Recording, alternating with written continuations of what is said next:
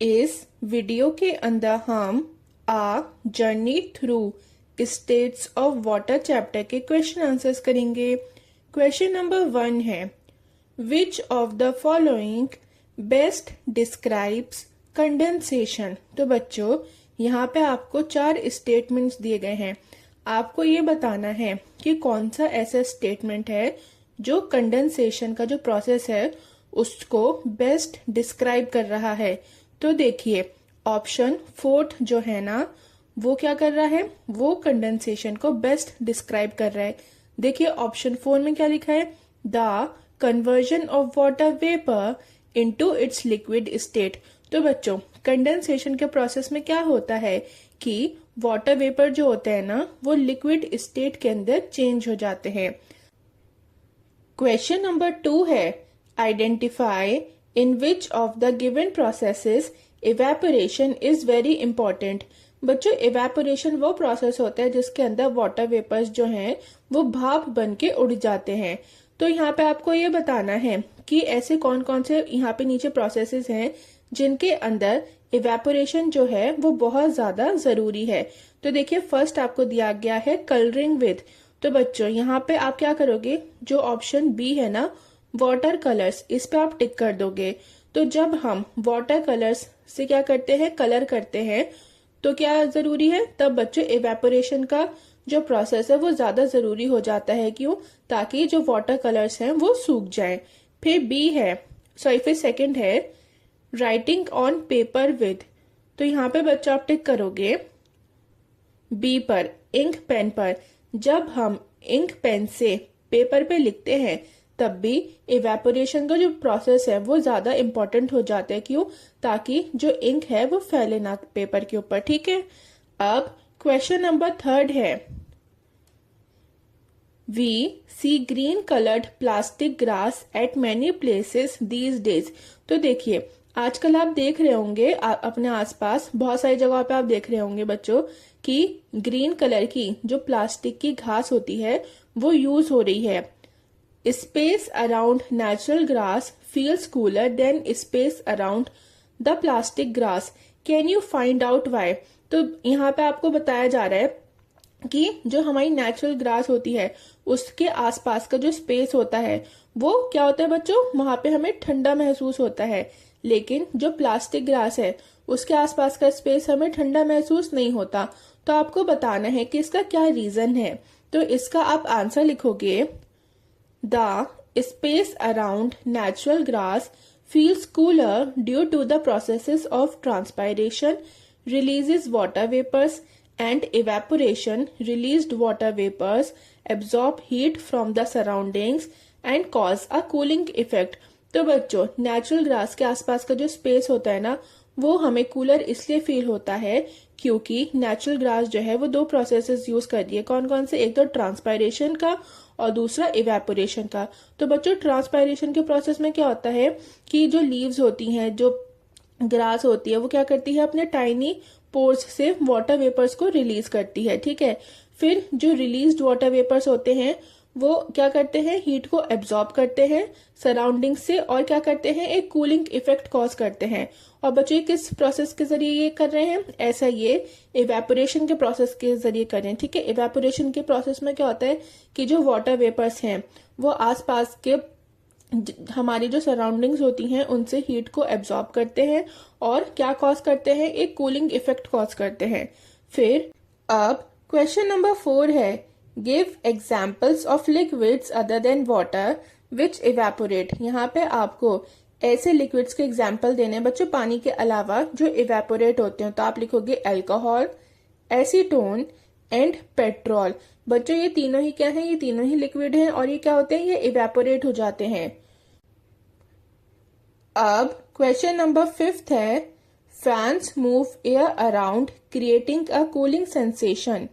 It might seem strange to use a fan to dry wet clothes since fans usually make things cooler, not warmer.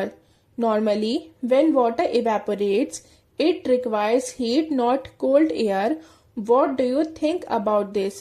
तो बच्चों देखिए fans जो होते हैं वो क्या करते हैं, वो एयर को इधर उधर फैलाते हैं, ठीक है, इधर उधर हवा फेंकते हैं। और क्या क्रिएट करते हैं, कूलिंग सेंसेशन, मतलब ठंडक का एहसास देते हैं हमें, ठीक है। देखिए आपने देखा होगा कि लोग जो हैं, बहुत से लोग वो गीले कपड़ों को सुखाने के लिए पंखों की हवा का इस्तेमाल करते हैं, पंखों का इस्तेमाल करते हैं, ठीक है। तो देखिए बच्चों, आपने देखा होगा कि जैसे फैंस जो हैं वो क्या करते हैं, वो चीजों को ठंडा करते हैं, ना कि गर्म, ठीक है। लेकिन फिर भी हम फैंस का यूज करते हैं गीले कपड़ों को सुखाने के लिए। अब जैसे वाटर है तो उसके इवेपोरेशन के लिए हीट जरूरी है, कोल्ड एयर नहीं, ठीक है। लेकिन उसके बाद भी हम पंखों का यूज क्यों कर रहे हैं, आपको ये बताना है, कपड़ों को सुखाने के लिए, गीले कपड़ों को सुखाने के लिए। तो आप इसका आंसर लिखोगे, fans helps dry wet clothes by circulating air which speeds up the evaporation process. तो बच्चों देखिए, पंखे जो होते हैं ना, उनका इस्तेमाल होता है गीले कपड़ों को सुखाने के लिए। क्यों? क्योंकि पंखे जो हैं वो एयर को सर्कुलेट करते हैं, ठीक है, एयर को फैलाते हैं इधर उधर। और इससे क्या होता है, इससे ये होता है कि जो इवेपोरेशन का प्रोसेस होता है ना बच्चों, वो क्या हो जाता है, वो तेज हो जाता है। Fans may feel cool, but actually they help in the drying process by replacing the humid air around the clothes with drier air. This makes the moisture evaporate faster. बच्चों देखिए, फैंस जो है वो, आपको लगता है कि फैंस जो है वो ठंडी हवा दे रहे हैं, ठीक है, वो ठंडी हवा तो देते ही हैं, लेकिन एक्चुअली में वो क्या करते हैं, वो ये करते हैं कि जो ड्राइंग का प्रोसेस होता है, जो सुखाने का प्रोसेस होता है, उसको वो तेज कर देते हैं। वो क्या करते हैं कि कपड़ों के आसपास जो ह्यूमिड एयर होती है वो उसको रिप्लेस कर देते हैं, किस एयर से, ड्राई एयर से, ठीक है, सूखी हुई हवा से। ह्यूमिड एयर को पंखे जो हैं वो ड्राई, मतलब सूखी हुई जो हवा है, उससे रिप्लेस कर देते हैं। अब जब ऐसा होता है तो क्या होता है कि मॉइस्चर जो है वो ज्यादा जल्दी से इवेपोरेट हो जाता है। तो बच्चों, इस रीजन से फैंस जो हैं उनका यूज करा जाता है गीले कपड़ों को सुखाने के लिए। फिर क्वेश्चन नंबर 6 है, usually when sludge is removed from drains, it is left in heaps next to the drain for 3 to 4 days. तो बच्चों देखिए, स्लज हम कहते हैं कीचड़ को, ठीक है।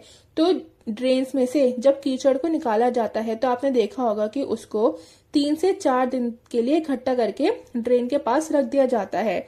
Afterward it is transported to a garden और a field where it can be used as manure. और फिर उसके बाद जो है उसका ट्रांसपोर्टेशन होता है, कहाँ पे, गार्डन में, या फिर ऐसी जगहों पे जहाँ पे उसको क्या बना दिया जाता है, उसको मैन्योर बना दिया जाता है। This approach reduces transportation cost of the sludge and enhances the safety of individuals handling it. Reflect upon it and explain how. तो देखिए बच्चों, ऐसा करने से क्या होता है कि जो ट्रांसपोर्टेशन की कॉस्ट होती है स्लज के लिए, वो क्या होती है, वो कम हो जाती है।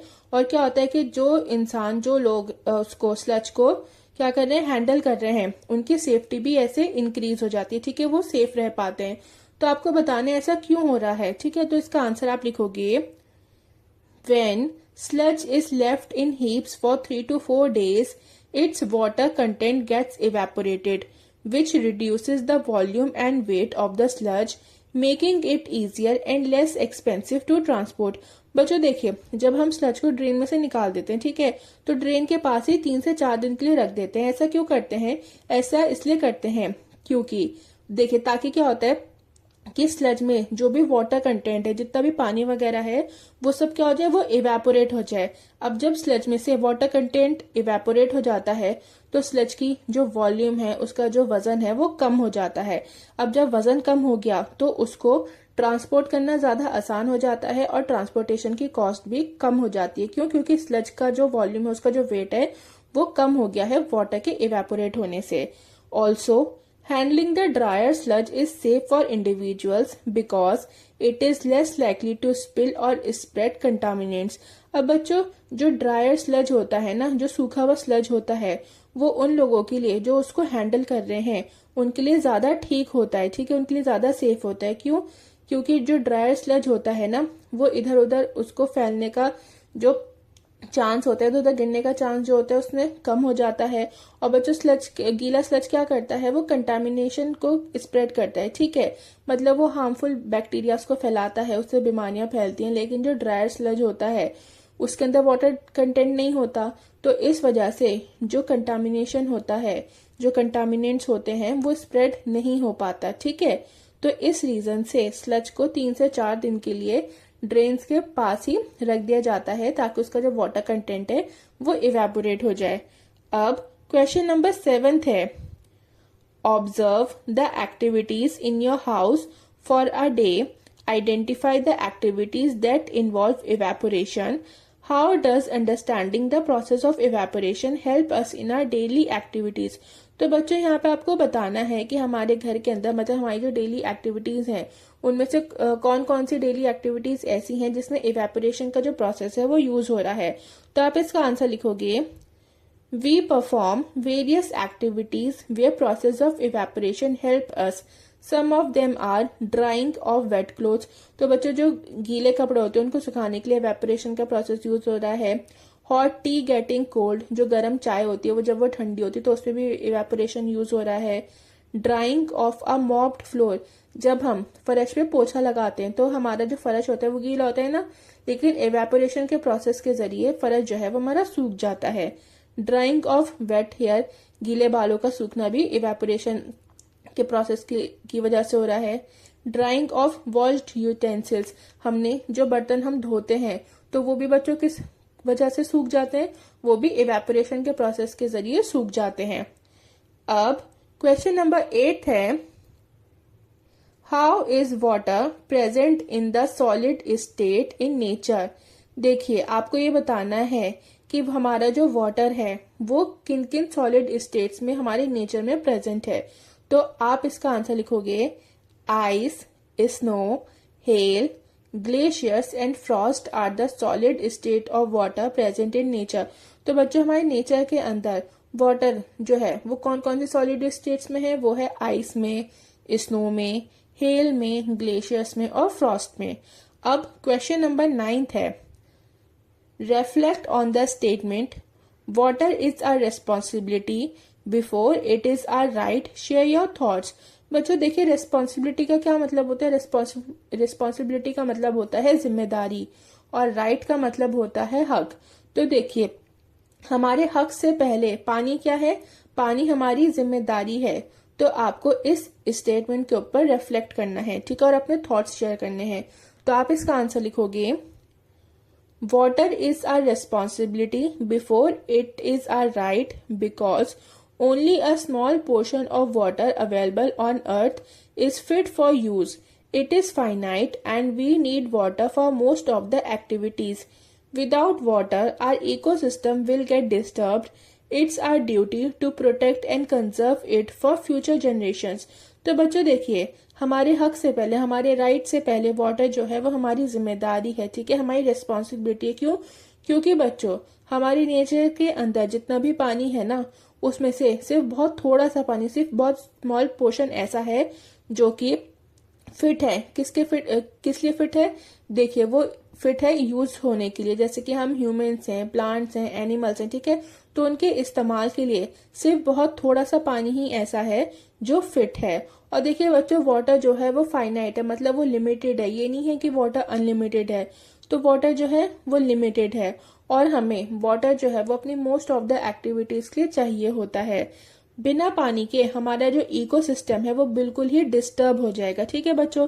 देखिए अगर पानी नहीं होगा तो इवेपोरेशन का प्रोसेस नहीं होगा, इवेपोरेशन का प्रोसेस नहीं होगा तो बारिशें होनी बंद हो जाएंगी, है ना, और बारिशें बंद हो गई तो हमारी फसल नहीं उगेगी, फसल नहीं उगेगी तो हम लोग खाना नहीं खा पाएंगे, अगर हम खाना नहीं खा पाएंगे तो हम लोग क्या हो जाएंगे, हम लोग जो है वो एक्सटिंक्ट करने लग जाएंगे, ठीक है, हम एनिमल्स, प्लांट्स और ह्यूमंस क्या हो जाएंगे, वो एक्सटिंक्ट करने लग जाएंगे और एक टाइम आएगा कि हम खत्म हो जाएंगे।